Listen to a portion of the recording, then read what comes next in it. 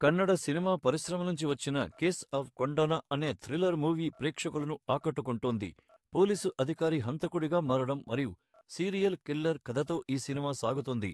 Thriller సినిమాలంటే Malayalam industry నుంచి వచ్చేవి అనుకుంటాం, కానీ అప్పుడప్పుడు పలు ఇతర ఇండస్ట్రీల నుంచి కూడా మంచి థ్రిల్లర్స్ వస్తుంటాయి.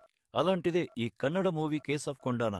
నేరం చేసిన ఓ పోలీసు ఎండే అందులో నుంచి బయటపడటానికి చేసే ప్రయత్నంతో పాటు ఓవైపు సీరియల్ కిల్లర్, మరోవైపు కొడుకును బతికించుకోవడానికి ఓ పానీపూరి అమ్ముకుంటూ బతికే కుటుంబం. ఇలా ఒకే సమయంలో జరిగే వివిధ కథలను కలుపుకుంటూ సాగే మూవీ ఇది. కేస్ ఆఫ్ కొండానా ఓ డిఫరెంట్ థ్రిల్లర్ మూవీ అని చెప్పొచ్చు. ఇది ఒక వ్యక్తి లేదా ఒకే కథతో సాగే మూవీ కాదు. లంచం ఇచ్చి మరీ పోలీస్ డిపార్ట్మెంట్లో ఉద్యోగం పొందే ఓ ఏఎస్ఐ డాక్టర్ అయిన అతని గర్ల్ ఫ్రెండ్, ఓ రౌడీ గ్యాంగ్, అందులోనే ఉండే ఓ ఏఎస్ఐలర్ కిల్లర్, అతన్ని చంపే ఓ ఏసీపీ, వీళ్ళందరి మధ్య తమ కొడుకును బతికించుకోవడానికి ఓ నిరుపేద కుటుంబం పడే బాధలు. ఇలా అన్నింటినీ కలుపుతూ సాగిపోయే స్టోరీయే కేస్ ఆఫ్ కొండానా. అసలు సిసలు థ్రిల్లర్ మూవీ అని చెప్పొచ్చు. ఓ సీరియల్ కిల్లర్ను పట్టుకోవడానికి ప్రయత్నించే ఏసీపీ లక్ష్మి స్టోరీతో ఈ మూవీ మొదలవుతుంది. అదే సమయంలో పోలీస్ డిపార్ట్మెంట్లోకి ఏఎస్ఐగా వస్తాడు విల్సన్.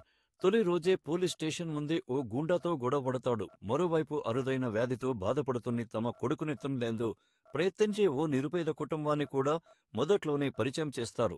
ఆ పిల్లాడికి విల్సన్ గర్ల్ ఫ్రెండ్ అయిన డాక్టర్ సహానానే చికిత్స చేస్తుంటుంది. మొదట్లో ఈ కథలన్నీ వేర్వేరుగా సాగిపోతున్నట్లుగా మనమ మూవీ మొత్తం దాని చుట్టే తిరుగుతుందని అనుకుంటాం. ఎండ్.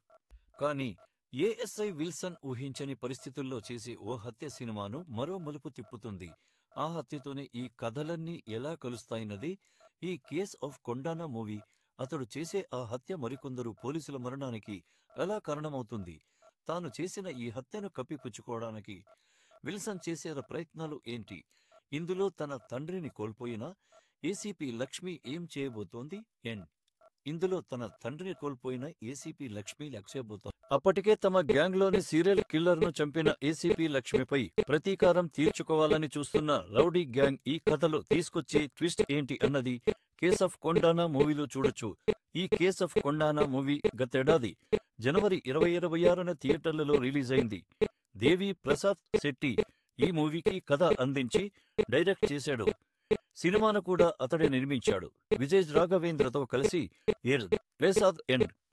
విజయ్ రాఘవేంద్రతో కలిసి సీతారాం వినోయ్ అనే మరో మూవీ తీసినా అది ఫ్లాప్ అయింది. అయితే ఈ కేస్ ఆఫ్ కొండానాను మాత్రం అతడు గ్రిప్పింగ్ థ్రిల్లర్ గా రూపొందించడంలో సక్సెస్ అయ్యాడనే చెప్పొచ్చు.